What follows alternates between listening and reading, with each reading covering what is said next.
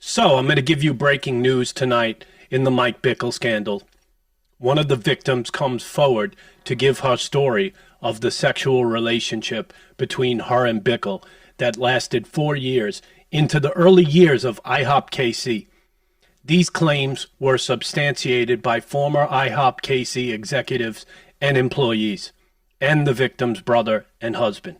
She was considered to be a person of stellar character who could be trusted, according to Alan Hood and Dwayne Roberts, because she was one of the original members at ihopkc. This story also seems to point to how Mike repeated the same pattern with several other women and used some of the same lines. Mike seems to have used prophetic words to manipulate these young women into romantic relationships. And other women came forward to the complaint group that stated Mike used the same story with them. The Roy's report released this bombshell report today, November 30th. And you can go to julieroys.com to read the article for yourself. I'm going to go over the whole article, which is shocking. And I feel like the floodgates are about to open up at ihopkc, and there's going to be no going back. As this woman steps up with so much courage, it will empower other women to come forward and share their stories as well. If you have been a victim of Mike Bickle's sexual clergy abuse, be bold and come forward to end this cycle so this doesn't happen to other people. I know it's tough, I know it's hard, but it's the right thing to do. I really started covering this story hoping that Mike Bickle would be innocent. I don't have any bones about Mike Bickle. I'm a big fan of the ministry and watched them for years, sometimes hours of a day, just trying to stay in the spirit of 24/7 prayer and worship. Mike is someone I greatly admired and inspired to be like. I feel that God is calling me to launch a 24/7 house of prayer, of worship myself in the future. So I don't have any bones to pick with Mike. He's done nothing but bless my life. Now, these are still allegations, but it is looking more and more like Mike Bickle is not innocent. This would be like finding the gloves in the O.J. Simpson murder trial, but you don't have the murder weapon just yet. This story is exactly what I was told 2 days before the allegations went public on October 28th, from a person I know on staff down at IHOP. So it's going to collaborate what is being told in this report by Julie Roys. For the people who are claiming that this is a spiritual attack on Mike, he is innocent, and these are just a bunch of Absaloms, bitter employees coming to attack Mike, or that this is a spiritual warfare because of Mike's fast that he held for Israel. You need to start walking back these claims. People were looking for evidence. Well, here it is. You're about to hear it today. And research shows that 92% of women who come forward with sexual allegations end up being credible. So there's some inner healing implications that I want to speak on before I start to go into these claims in this first-hand story of a victim. We don't want to fall into extremes on either side. So in the comments on my videos, I usually get 1 or 2 of these responses, but nothing in between. Either Mike is 100% innocent and he didn't do anything, and Mike is just being attacked because of his calling. Or, on the other end of the spectrum, Mike is a total monster and a sexual predator and needs to be banished to a desert island until Jesus comes back. Both sides of those are extreme form of thinking, and I want to just encourage you today to try to stay balanced if you fall into either one of those two camps. It is quite possible something traumatic happened in your life. I know this because traumatic things happened in my life. Now, we can have emotions over this stuff, and we should. God gave us emotions. We can be upset. But we shouldn't let our heart rule our head or overrule our head. Government is the head. Our life should be run with the head and primarily done with reason and rationality. Getting overly emotional about these things clouds our judgment, Even research shows when you're in an emotional state, your brain doesn't work as well as far as critical thinking skills. And you can't discern things right as well. So if you have been hurt before by someone in authority, if you have been abused or neglected by someone, it's important to deal with those things before entering in a situation like this. I've had to take a deep look in my heart and my life, where I'm at emotionally. Because in the cycle of sin, often we have been sinned against, and the devil wants to continue that cycle. And he wants us to make someone else pay for something that someone else did to you, creating a bad cycle of offense and bitterness. I had wonderful experiences with the pastors in my life, so I don't have a spiritual leader that's let me down or upset me. But I was let down by 2 family members who hurt me. And I don't want to take that offense into this situation. That person of authority letting me down and disappointing me, painting all leaders with that brush. It's not fair. Each situation should be dealt with on a case-by-case basis. As the Bible says, don't let the sun go down on your anger. But I realize we have a hurting society, and it's okay to be emotional and upset. But do not take the trauma that someone else did to you and make another person pay for it.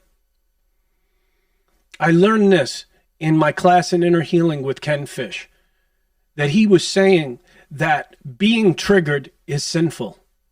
Why is it sinful? Is because we're looking for someone else to pay for what somebody else did for us. And we don't want to keep that cycle continuing. Being triggered is sinful. So you might need to deal with your own traumas and things you went for before entering into this situation, so that you can think rationally and reasonable about this situation. Let me just get into a response that I responded back to Eric Metaxas on Twitter today. And he posted something pretty familiar to the line of thinking that a lot of spiritual leaders are taking these days. I said going into this series of videos that I expect that leaders will be on the side of Mike Bickle, and that people that are church attenders will be on the sides of the victims. And so I fully expect spiritual leaders to take Mike Bickle's side. But Eric Metaxas tweeted this today, and then I responded to him. I met Eric before, and actually he shadowed me in a deliverance session that I was conducting and just offered prayer support for me. And we did a rally with him in Times Square where 5,000 people showed up. It was one of the best days of my life with Sean Voigt and my pastor, and we put on a big show. But Eric said this: everything I have read and heard over the weeks has me believing that the initial accusations against Mike Bickle are deeply vile lies. I hope the IHOP leadership team has the guts to fully exonerate Mike and to bring the false accusers to repentance, but I'm not holding my breath. Okay? So I go down a little bit further and I said, Eric, I love the content you put out, my friend, but it's been over 30 days and IHOP hasn't brought in a third party like Dr. Michael Brown recommended. Also, they haven't been in communication with the complaint group who has all the evidence against Mike. Okay?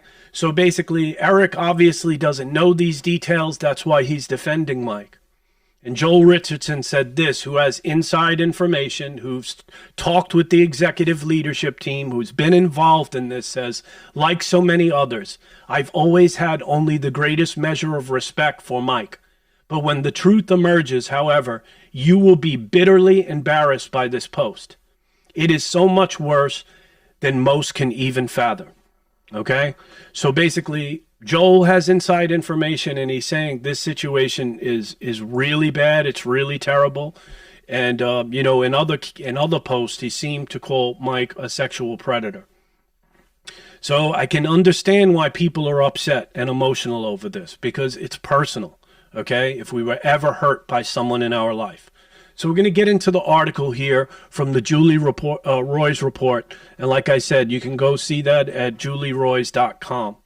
But this is going to get into the sexual allegations that were made against Mike, and one of the women is going to go forward and share her story with the Roy's Report. Why am I doing this video? Because it needs to get out. People need to find about this. Just think about the sexual abuse in the Catholic Church. Thousands of people have been abused, and the church still doesn't want to really face that we have major problems, particularly sexual problems. And we need to talk about this stuff, and we need to try to have solutions so that this stuff doesn't happen in the future. Many people are on my case saying I shouldn't be doing videos like this. What's wrong with me? This is a Matthew 18 issue. Local churches should just deal with this. But the leadership over there isn't doing the right things. And so I'm going to continue to do these videos to put pressure until we see a legit third-party investigation. So the article, Women Says ihopkc founder Mike Bickle used prophecy to sexually abuse her. So in 1996, at the age of 19, a Jane Doe decided to move to Kansas City to intern with her father's friend, Mike Bickle, the 42-year-old pastor, and she was 19 at the time. Mike would preach a lot about King David. I just remember feeling like somehow he knew Jesus in a way I didn't know. Soon after she arrived, she said Bickle told her he had a dream about her after a Sunday service in front of Bickle's wife, Diane. Doe said, they're gonna call her Doe or Jane Doe throughout the article, said Bickle prophesied that he was David and she was Esther. Okay? He gave me one of the biggest prophetic words of my life. It was, you're not just an Esther, you're going to lead thousands of Esthers. A few weeks later, Bickle called Jane Doe from Asia to say the Lord had spoke to him about her. And she said this time that he sounded like he was drunk. And that just reminded me of the Brian Houston situation where he was drunk going from hotel room to hotel room on sleeping pills, having a conversation with another woman that was not his wife. He begins to tell me that the Lord had spoken to him and that Diane, his wife, Mike's wife, is going to die and we're going to get married. As he's talking to me, I'm thinking, is he drunk? And he started talking about the alcohol that was in his fridge and told her that he had been drinking. This happened from 1996 to 1999. Jane Doe said Bickle put her up in an apartment by herself, gave her a key to his office, and engaged in sexual interactions with her and told her about the dream again and again. And he began to establish the International House of Prayer in Kansas City. So Mike is using this emotional manipulation, prophetic manipulation, telling her about this prophetic word. It's going to go on later. They did not have full intercourse, but she seems to explain it was everything but that. And I know many people are going to say, yes, but this is from 20-something years ago. Why is this relevant? Guys, sin is sin. And it doesn't matter when it happened because it doesn't look like Mike has owned up to this, okay? So if he owned up to this, publicly repented, and admitted his guilt, then we could be talking about forgiveness and restoration. But up to this point, he's done nothing but be silent. Okay, so back to the article. So he's saying that his wife is going to die and that he's going to marry this young girl. In that line, Diane, his wife, is going to die. We're going to get married. He said this to me at least 100 times. Okay, so telling a young girl that you want to marry her is very, very serious. Okay, so they're referring to her as Jane Doe because the Roy's Report has a policy of not naming victims unless they want to be named. Okay, but Alan Hood, the former president of IHOP University, and Eric Parks, an ihopkc founder, confirmed Doe's identity, and they also confirmed her character later. Okay, so they're not naming her, but people don't understand, oh, come forward, give your name, but you don't understand what this does to people's careers and families. It literally just leaves a wake of destruction. So I believe at this particular point, it's appropriate that she not be named, but it is noted she has been confirmed.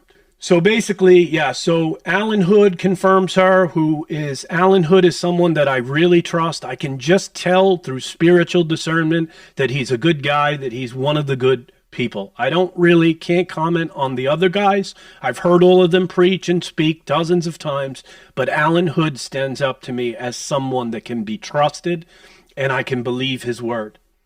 So she provided information to the 50-page report that was released to the IHOP leadership, known as the Complaint or Advocate Group, turned over to ihopkc leaders last month. The Advocate Group alleges that Mike Bickle was involved in clergy sexual abuse. So former IHOP staffers have called for a third-party investigation into Bickle against Bickle. This week, they had protesters show up in the prayer room, and they showed up with duct tape over their mouth demanding a third-party investigation. And that's something that needs to be done. Why it hasn't been done already, I don't know.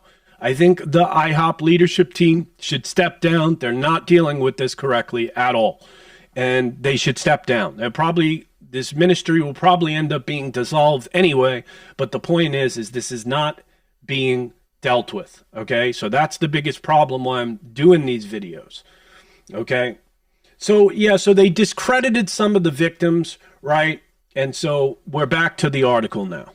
So she told that she's not one of Bickle's victims. She also witnessed his grooming of other women at ihopkc. So Jane Doe is saying he did this to other young women. And she told the Roy's report she tried for years to confront Bickle directly on his inappropriate relationships with other women. I would see him doing things like putting his hand up one of my friend's leg under the table at a restaurant, and then the next day go in and confront him about it. Another woman, I saw her put her hand in his pocket to get ibuprofen, and she had the keys to his office, and she was coming in with special drinks, etc. Anytime I saw something with other women that was inappropriate, I would confront him on it. Several people who work closely with Jane Doe said that they also noticed strange dynamics between Bickle and other young women. Those include Eric Parks, Doe's brother, and those who were not named to protect their identity. However, Alan Hood confirms Doe's brother's identity. So her brother, this victim's brother, is going to confirm this story, how he saw that things were off along the way. Her brother was saying we were young people, we idolized Bickle in this whole situation, and basically her brother knew something was off but couldn't put his fingers on it, okay? And then one time, Mike Bickle comes up to the victim's brother, and he pointed out verses about King David sleeping with Bathsheba. He highlighted them in orange, laughed, and gave my Bible back to me, Doe's brother said. I just was so unbelieved and grieved that this is true, but it's so true. So Rick Joyner turns out to be right. Mike might be David after all, as he was saying, that David was exactly like Mike. And like we said, that's narcissistic eisegesis, and we shouldn't put ourselves in the place of biblical characters, although we can definitely learn from them. So basically, it goes on, a movement of young women, the article goes on to say. Bickle is a larger-than-life pastor whose attention towards young people and the use of properties were exciting.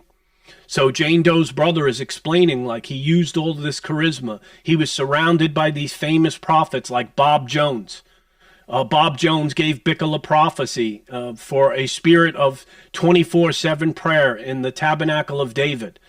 And basically, so people were wowed by that Mike was surrounded by these prophets giving prophetic words, and it went on. Mike ended up leaving the Vineyard Church and then ended up going and finding the Kansas City House of Prayer. Okay, but these young people all gathered around Mike at the time, and most of them were women, said Parks. And basically, it seems that Bickle groomed these women, but it never crossed the line over into abuse. So one thing that was noted was that Doe was saying they were part of Bickle's group of female disciples who were in their late teens and early 20s, and he was like a father figure. He was very generous, and he said buying them clothes, giving them gift cards, and he regularly organized pizza and movie nights, particularly religious movies. I didn't know anything at the time, but it was, now that I look at it, it was clearly inappropriate. Bickle would prophesy over the women. He was like, you guys are the core and foundation of IHOP. People will come and go, but you are the pillars of the house of the Lord. He would do a lot, hook people in with this prophetic stuff. Bickle one day met Jane Doe at a restaurant, and young adults saw them. Right after Bickle said they shouldn't meet in public anymore, and he invited a few young women to begin meeting secretly. We had plenty of conversations about him and about celibacy men and the special calling of setting ourselves aside. But we weren't supposed to tell anyone we were invited to his mystic Bible study group, because then they will be jealous. Okay, so this is not a good idea. Bickle is meeting with a bunch of young women, and it seems like in his house. Okay, so Jane Doe's brother said he was one of the first in the family to return to Kansas City to be next to Mike. And then his sister moved there. All of a sudden, Mike began to show the victim's brother special favors. Victim would invite the Doe's brother and her on outings. They would go to the park, play football, restaurants, Barnes and Nobles, and cafes. Doe's brother also noticed that Bickle's calling his sister at the church for an overseas trip and talked to her for an hour. Bickle also expressed special connection to Doe because of the day she was born. She received one of his prophecies, Doe's brother said. Parks said she heard Bickle prophecy over Doe at a prayer meeting. Specifically for Doe, there was always the language around Esther, the Shulamite. Parks said Doe told her something she'll never forget. He said to me at one point, there's a married man who said that I'm going to be his wife, Parks said. Another alleged abuse victims, whose identity confirmed by Alan Hood, told she had heard Doe say something similar, that Doe believed she was prophesied to marry a much older man because of the amount of physical affection Bickle showed Doe. The woman assumed Doe meant Bickle. But in both cases, Doe reportedly didn't say who it was. It was only the secret that she would keep, Doe said. So she's saying she didn't have any other secrets that she had in her life. She only kept this a secret, this relationship that she had with Mike Bickle. So Mike Bickle eventually started telling her to leave the internship that she was a part of, that she was doing this special research for Bickle. So she was doing research on the end times. So Doe said Bickle gave her a key to his office, telling her to use it anytime, at which both Parks and anonymous intern confirmed. Doe said Bickle also told her she would someday join him in a chariot to which God invited him. I felt like I was the center of his world. So people were saying, how can you be so silly to go along with this when someone's a spiritual leader and they're giving prophetic words? It adds another element of confusion into this, especially for a young 19-year-old girl. And she probably shouldn't have went along with this, but she did. And we have to take into account that basically people want to please their spiritual leaders, and they want to be seen as good followers. So basically, in the fall of 1997, she said Bickle invited her to his research team, 5 women and 1 man, to travel to Europe. Okay, so on the last day of this trip, they were in Paris, Doe said, but that morning Bickle disappeared. Everybody was looking for her. She said Bickle called her. He reportedly didn't tell her where he'd been, but he said he invited her to eat alone with her at a restaurant. He also said he splurged on everyone having their own hotel rooms, she said. At the restaurant, he ordered a couple of rounds of cocktails. There goes the alcohol again. At the same time, Doe was 20 and Bickle was 43. After dinner, he said she allegedly took her to an alley and he kissed her. The next thing I remember, this was the shocking part, I woke up in my hotel room the next morning, she said, and I blacked out. I remember I was clothed. That's all I remember. I just remember waking up feeling disoriented. So it looks like in this particular case, she didn't go into detail in the article that she was possibly drugged. Okay? So basically, because she wakes up in a hotel room after this kiss from Bickle, and she doesn't know where she was, and she's disoriented. When we got back home, the dynamic with Bickle progressed. So they got home from the trip. He would cross the line and kept crossing the line more severely sexually. And he would have me pray a prayer of Psalm 51, asking the Lord to forgive us. That was shocking. Okay, he's committing sexually sin with this young girl and then asking her to pray the prayer of repentance. You can't even make this stuff up. Bickle soon told her the apartment was no longer a good place for her, and they rented a different apartment for her 5 miles away. So Mike sets up this apartment for her, and he told her someday they'd have their own house, but it needs to be conservative in front and could be bigger on the back, she said. So it can't look like it's too fancy. The sexual interactions included everything but intercourse. I have a few memories in hotel rooms. They were worse than Paris. Doe said she didn't write about Bickle in her journals because Bickle wanted her to keep everything secret. I'm in a world right now. Sometimes I think I do good just to come up for air, she wrote in her journal, the one thing that she wrote. Meanwhile, in 1997, Bickle became urgent to bring another senior pastor to replace Bickle so he can start the prayer movement. And so in 1998, Doe's father brought a house for her and soon added roommates and other young women who moved to Kansas City, who drew Bickle's attention. So Bickle seemed to like her female roommates. The meeting with Bickle slowed down, Doe said, late into 1998 to 2000. 1999 to 2000, she had more than one physical encounter with Bickle in a hotel room in Dallas. In 2000, Bickle had taken the prayer ministry out, and then they started the IHOP. Bickle, however, sent an apology email, told him that God told him to separate from the Vineyard Church. I had this dream, okay? So let's just scroll past that. Bickle also spiritualized his requirement on Jane Doe to keep their interaction secret. During that time, he would nicely threaten in a charismatic way that if I were ever to say anyone, no one would ever believe me. He talked about lying and truth and about how Jesus had a different truth than we think we did. It was very sophisticated in brainwashing weirdness, okay? So a lot of people might say like, well, how come she waited so long to come forward and stuff like that? These victims tell them these things like, well, in sexual abuse case, a lot of times they tell the victims, oh, we'll kill your parents, or we'll do something to hurt you, or we'll make false accusations against her. So Mike told her, listen, even if you come forward and blow the whistle on me, nobody will believe you. I'm Mike Bickle. And so basically these victims learn to just suffer in silence because they believe the gaslighting. So Doe said that Bickle told her to delete any emails from him and to never reply back, but to start a brand new email thread. Doe started dating the man who became her husband, and Bickle became angry for dating him.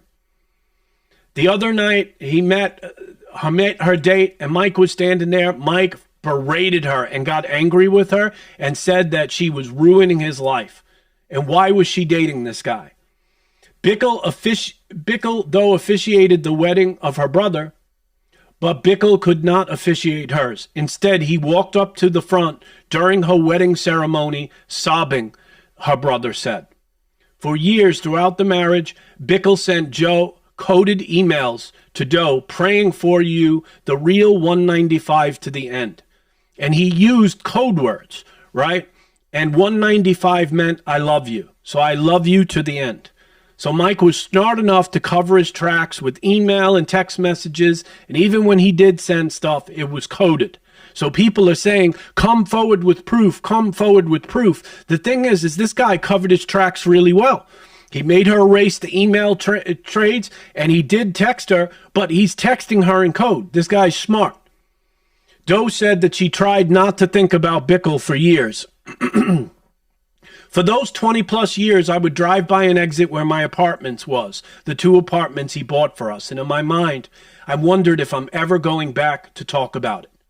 So now this Jane Doe is going to explain what caused her to finally come forward. Everybody says, why did she wait so long to come forward? And listen, let me tell you something. These people have good reasons why not to come forward. Many good reasons. And it doesn't mean because they didn't come forward earlier that they were lying or that it's irrelevant. These things are still very relevant, even if it happened 100 years ago. This is still relevant today.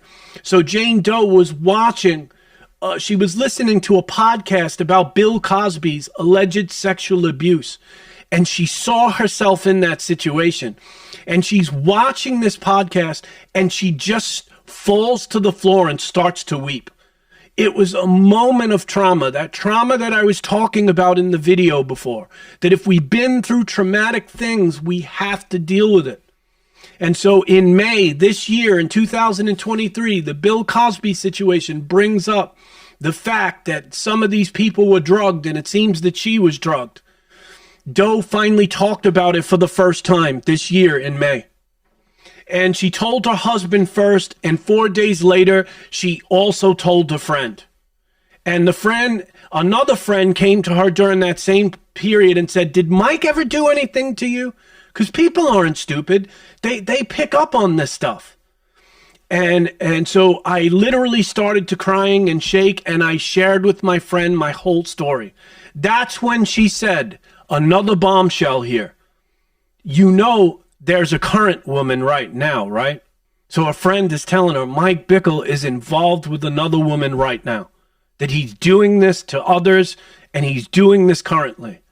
And that's when Doe said she needed to come forward. So when Jane Doe learned that basically that Mike Bickle didn't just do this to her, but he's doing this to other women, she decided to say, I've got to come forward. And that's why if there are other women in this case, you've got to come forward. You've got to blow the whistle, because this will stop this demonic cycle of abuse for this situation and in this whole ministry. And this will bring this charade up to this point to an end. So neither her or Jane Doe had confidence in IHOP's current leadership or accountability structure. Like I said before, people like Bill Johnson, Todd White, Mike Bickle, they're like gods in their churches. They're not gods by any stretch, but they're like gods. And so late June, Doe told Alan Hood her story, which was been confirmed by Julie Royce. Hood called it devastating news. So then she goes on later to say that basically, so Alan Hood is going to make a statement about her. He said, she is so credible. The fruit and the fruitfulness of her life and the faithfulness. I've seen her walk in over 20 years. That to me, it couldn't be denied. Yet, to be honest, I didn't want to believe it. We just wept, and I said, I'm with you. I'm here for you. I'll stand with you, and we'll walk this way out together. That's a good man. Alan Hood is a good man. That's what you're supposed to do when someone comes forward with a sexual abuse allegations. You weep with them and you cry with them that they've been hurt like this by a spiritual authority figure. So then they also are going to reach out to Dwayne Roberts, who is another House of Prayer former executive, and explained it to her. Roberts says that Jane Doe has always been a woman of character and integrity. It is not in her nature to come up with something like this closely remotely to gain some type of attention. We'll always tell the truth, and Mike will always tell his own story. So Roberts is kind of implying that basically that Mike might be a liar. We're about halfway through this article, but there's more shocking information.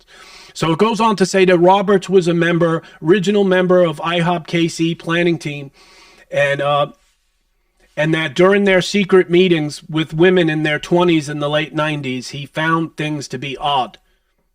That Mike did not have similar discipleship groups for men. He was only discipling young women. Guys, if you're in ministry these days, you shouldn't be having all women's groups. This is just totally ridiculous, especially not if your wife isn't present. And they didn't clarify that here. Roberts said Bickle commonly had young women who were in their 20s, younger than him, around ihopkc. Both Roberts and Hood told that Bickle had internal deadbolts in his office. So basically, here's another shocking thing that he said. So basically, when the victim started coming forward to Dwayne Roberts, he starts realizing that Mike was using the same lines, the same prophetic lines that he was using with this whistleblower, Jane Doe. Mike was using those same prophetic lines with other women. So she told us the same line that was used, Dwayne said, that Diane was going to die and that they would be together. So when he told us, we were like, oh my gosh, we've heard this before. The woman to whom Sullivan was referring to spoke with the Roy's report. She confirmed that Bickle, when married and serving as a pastor of her church in Kansas City around 83, had connected emotionally with her. She said she doesn't consider herself a victim of Bickle, but she said Bickle communicated with her a prophecy that someday his wife Diane would die in an earthquake, and Bickle and this woman would be together. So he's using this line on multiple women years before prophetic manipulation. Roberts said this became a key phrase through August and September when he talked to Jane Doe and other IHOP staffers who noticed red flags. The golden thread we pulled with the thing came to the surface. So Roberts is saying this is a picture of Dwayne Roberts, by the way, that multiple allegations are coming forward and they're all using similar language. Okay? Roberts said he told Greaves and attended to meet with Bickle and then asked Greaves to be a witness in that conversation. However, Roberts and Greaves refused, saying Roberts needed to conduct a Matthew 18 process and confront Bickle one-on-one. More just gaslighting, using scripture improperly. Roberts met with Greaves again, telling Greaves he involved two other pastors who had strong ties to Bickle, and the heated exchange turned heated in a minute. So Dwayne, when he realized Mike wasn't listening to him, got other pastors involved. So this guy is following Matthew 18 protocol. He tried to go to Mike Bickle directly. He was blown off. Tried to go to Stewart, was blown off, and then decides to bring two other brothers with him. He's following all of the policies in Matthew 18. Now they get Jane Doe's husband in, and he's keeping it anonymous to protect the husband's identity. They're not giving his name. He told Bickle he needed to talk to him.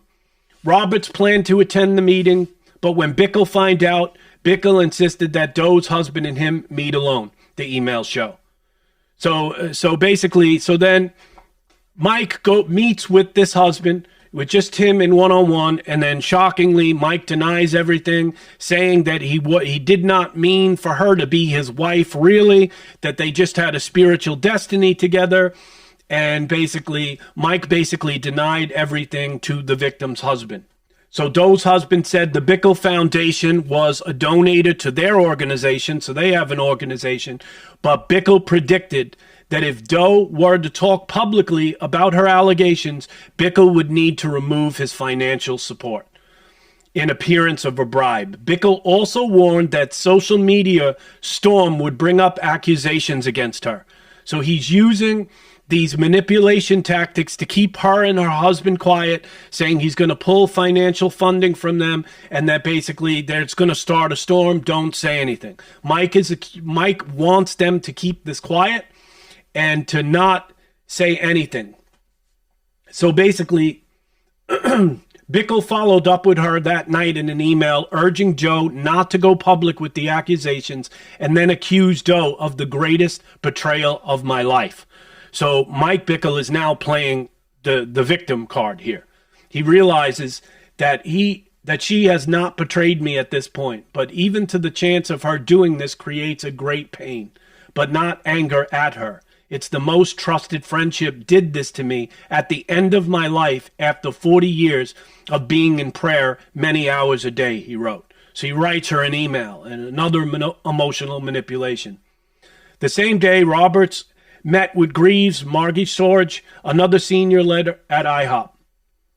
Doe's husband shared what happened between Doe and Bickle in Paris with the leaders, Robert said, but Grieve was incredibly slow to move after that. On October 20th, Bickle preached a message at ihopkc called the Black Horse Prophecy and predicted that he would be betrayed by someone close to him. If you see the sermon from that day, Mike just didn't look like himself. Something was deeply wrong. Something was off. He looked like heck, and I've seen dozens, maybe hundreds of Mike Bickle's sermon. So Jane Doe's husband emailed Bickle and requested another meeting, and this time ihopkc leaders Brian Kim and Wes Martin, former pastors of ihopkc, former church. But Bickle reportedly refused, saying that Bickle is under Grieve's accountability and that Grieve has advised Mike to only meet with Jane Doe's husband, not with a group. More gaslighting tactics. I am still waiting on the ladies who allege that to have a story to come up with me and Stuart according to Matthew 18, Bickle wrote. I am not sure, none will come forward because they don't have a story. So Bickle is still denying everything up here. So on October 24th, IHOP meets with the whole executive leadership team and to hear Jane Doe husband share his allegations, and Brian Kim, Wes Martin, and Roberts also attended that meeting. Roberts said he had a 50-page document with a timeline and other accusations with several women. He added that the report had no names, only initials. Roberts said he referenced the document in the meeting but did not give it to the leaders. He explained this week that he didn't do that because he didn't trust them.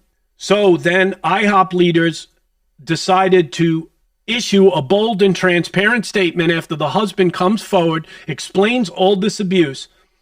IHOP announced that there were merely accusations against Mike Bickle, but declined to comment on the allegations. Robert said the ihopkc staff were threatening to resign. So on October 28th, Roberts, Kim, and Martin released a statement with details about the allegations. So they decided to go public with that, and that's when everybody felt that they were being Absaloms. Grieve said publicly at ihopkc they responded within 24 hours and removed Bickle from ministry. Okay? Greaves and the executive team did not respond to Julie Royce. We're almost done here. They did not respond. Julie reached out to them. They're not responding. So basically they release, so Stuart eventually releases another statement a week or two later. This is me commenting, not the article, and basically said that there are some allegations with some merit. Okay? So they had firsthand reports of people and several other people that were involved in this situation that saw off behaviors, that witnessed this type of affair firsthand, and they didn't really, the IHOP leadership team didn't come over with that. So Roberts has said that he believes IHOP leaders are good people who are just caught in a system created by Bickle who engages in masterminding storylines. They need outside help and must demonstrate transparency. Doe said speaking out to the media was her last resort. This woman did not want to go forward. And this is the last line of the article. In spite of the fact that ihopkc goes through and knows my story, they have consistently minimized, denied their knowledge of real evidence from victims, she said. I am devastated that the men and women who have been my friends for 25 years have completely shunned me since they were first made aware. I had hoped we could all work together in this to do the right thing. How have I been treated? Has broken my heart. They didn't do the right thing. So you're seeing here that this gives firsthand account of her that were collaborated by her brothers and other leaders, collaborated key details of the story, that things that didn't seem to be right, and there were other women that were implicated in this, that Mike had possibly done this with several other women. Okay? So basically, and this leadership team got up in front of everybody and said that basically to a certain degree and released statements along the lines that there's nothing to see here, folks, but they saw this firsthand testimony. And so basically, I'm just calling on the executive leadership team, particularly Dave, Sliker and Stuart Greaves to step down and resign immediately. Like I said, you probably can't save your career at IHOP, but what you can do is possibly be in the ministry in the future. If you continue to lie and cover up and not let things come to light, then you're going to jeopardize you being in ministry in the future. The fact that Mike Bickle has not come forward and released a statement and saying, Mike is claiming that God is defending him and he's not going to say anything. And there is some biblical precedence for that. Jesus didn't always respond to accusations. He kept quiet, the Bible says, and he didn't always speak to that. But the book of Timothy wasn't written yet. And the book of Timothy said that there are standards for those that are overseers and those that are in leadership. And if they don't live up to those standards, they would have to give a statement. So that would seem to contradict the word that has been given to Mike Bickle. Because if accusations are brought to him with more than 2 or 3 witnesses, and he does not live up to 1 Timothy 3, he would have to give account to what he said. So the fact that he's saying God told him to stay quiet, it seems to be gaslighting at its finest at first glance, but we don't know. Listen, guys, this is beginning to really unravel. I feel more people are going to come forward soon, and basically we need to get this stuff out. I feel like IHOP is probably not going to survive all this. In the beginning, I was hopeful. I wanted them to survive. I wanted to see them go on. But here we are, 30 days into this. And there's been no third-party investigation. The investigation they did was with a lawyer who was not named, who was later found out to be close friends with the executive leadership team. That is not a truly third-party investigation for the initial claims. Okay, they have yet to follow Dr. Michael Brown's recommendation to not use a legal firm to do the investigation, which they did, and to bring in a third party, which they haven't 30 days into this. To make it even worse, and this is the biggest crime in all of this, for the last 30 days, they haven't been in communication with the complaint group that has all the information. So they conducted their initial investigation without referring to the compliant group that has all the information against Bickle. You can't make this stuff up. You literally can't make it up right there. If that doesn't cause these people to resign and show that they're incompetent leaders, I don't know what else will. I want to show grace to them because they seem like good people. Dave and Mike, all of them, they seem like they have good parts of them. But at the same time, if we're going to be truthful, things just don't look like they're handled correctly here. And so everybody was looking for evidence. Well, someone comes forward, and now you have evidence. And these are quite substantial claims. And this is huge.